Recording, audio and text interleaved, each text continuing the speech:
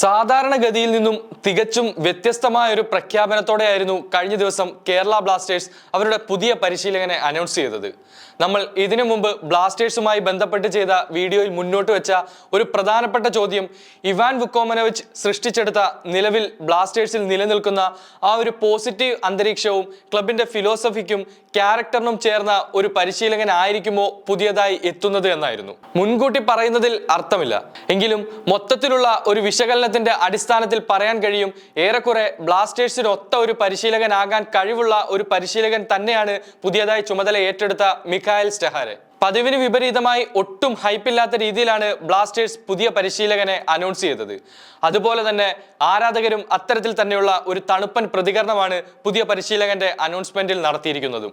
അതിന്റെ പ്രധാന കാരണം സമീപകാലത്തെ അദ്ദേഹത്തിന്റെ റെക്കോർഡ് തന്നെയാണ്. അതിൽ ഏറ്റവും പ്രധാനപ്പെട്ടത് 12 വർഷത്തിനിടെ മിഖായൽ സ്റ്റെഹാരെ പരിശീലിപ്പിച്ച ഒരു ക്ലബിനും ഒരു കിരീടം പോലും നേടിക്കൊടുക്കാൻ സാധിച്ചില്ല എന്നതാണ്.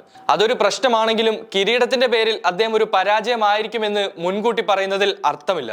കാരണം പൊതുവെ മിഖായൽ സ്റ്റെഹാരെ പരിശീലിപ്പിച്ചിട്ടുള്ള ക്ലബ്ബുകളിൽ ബഹുഭൂരിഭാഗവും ബോട്ടം ലെവൽ ക്ലബ്ബുകളെയാണ്. മാത്രമല്ല ഈ ക്ലബ്ബുകളെയൊക്കെ മികച്ച രീതിയിൽ ഉയർത്തിക്കൊണ്ടുവരാനും ഇദ്ദേഹത്തിന് സാധിച്ചിട്ടുണ്ട്. അതായത് മിഖായൽ സ്റ്റെഹാരെ അവസാനമായി പരിശീലിപ്പിച്ചത് തായ് ലീഗ് ക്ലബ്ബായ ഉദായ് താനി FC എന്ന ക്ലബിനെയാണ്. 16 ടീമുകളാണ് തായ് ലീഗിൽ പങ്കെടുക്കുന്നത്. നിലവിൽ തായ് ലീഗ് ഇപ്പോഴും അവസാനിച്ചിട്ടില്ല, ലീഗിന്റെ അവസാന ഘട്ടത്തിലേക്ക് കടക്കുന്നതേ ഉള്ളൂ. സീസൺ മുഴുവിപ്പിക്കുന്നതിന് മുൻപേ തന്നെ പരിശീലകനായ മിഖായൽ സ്റ്റെഹാരെ ക്ലബ്ബുമായി വേർപിരിഞ്ഞിരുന്നു. ഇവിടെ ഇങ്ങനെ സംഭവിക്കാതിരിക്കട്ടെ, കാരണം പരിശീലകൻ വാഴാത്ത ക്ലബ്ബ് എന്ന പേര് കേരള ബ്ലാസ്റ്റേഴ്സിന് മാഞ്ഞു തുടങ്ങിയിട്ട് ഇപ്പോൾ 3 വർഷം ആകുന്നേ ഉള്ളൂ. അപ്പോൾ പറഞ്ഞു വന്നത്, നിലവിൽ ഉദായ് താനി FC 7ാം സ്ഥാനത്താണ് പോയിന്റ് ടേബിളിൽ സ്ഥിതി ചെയ്യുന്നത്. ഇതിലെ പ്രധാനപ്പെട്ട പോയിന്റ് എന്താണെന്ന് വെച്ചാൽ തൊട്ടുമുമ്പുള്ള തായ് 2nd ഡിവിഷനിൽ നിന്നും പ്രൊമോഷൻ ലഭിച്ച് 1st ഡിവിഷൻ ലീഗിലേക്ക് എത്തിയ ക്ലബ്ബാണ് ഉദായ് താനി FC. അത്തരത്തിലൊരു ടീമിനെയാണ് നിലവിൽ 16 ടീമുകൾ മത്സരിക്കുന്ന ലീഗിൽ 7ാം സ്ഥാനത്ത് മിഖായൽ സ്റ്റെഹാരെ എത്തിച്ചത്. അതുകൊണ്ട് തന്നെ യാതൊരു പ്രതീക്ഷകൾക്കും വകയില്ലാത്ത ഒരു പരിശീലകനെ അല്ല മാനേജ്മെന്റ് എത്തിച്ചത് എന്ന് നമുക്ക് പ്രതീക്ഷിക്കാം. സ്വീഡിഷ് സ്വദേശിയായ 48-കാരൻ മിഖായൽ സ്റ്റെഹാരെക്ക് 2 വർഷത്തെ കരാറാണ് ബ്ലാസ്റ്റേഴ്സ് നൽകിയത്.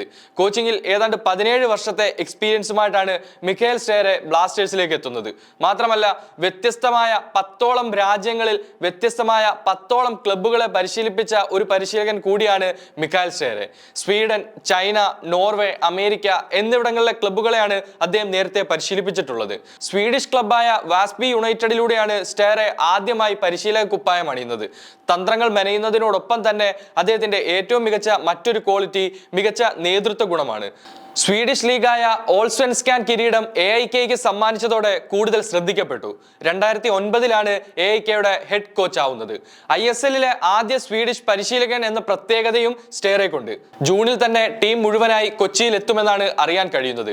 പരിശീലകനും ഉടൻ തന്നെ ക്ലബിനൊപ്പം ജോയിൻ ചെയ്യും.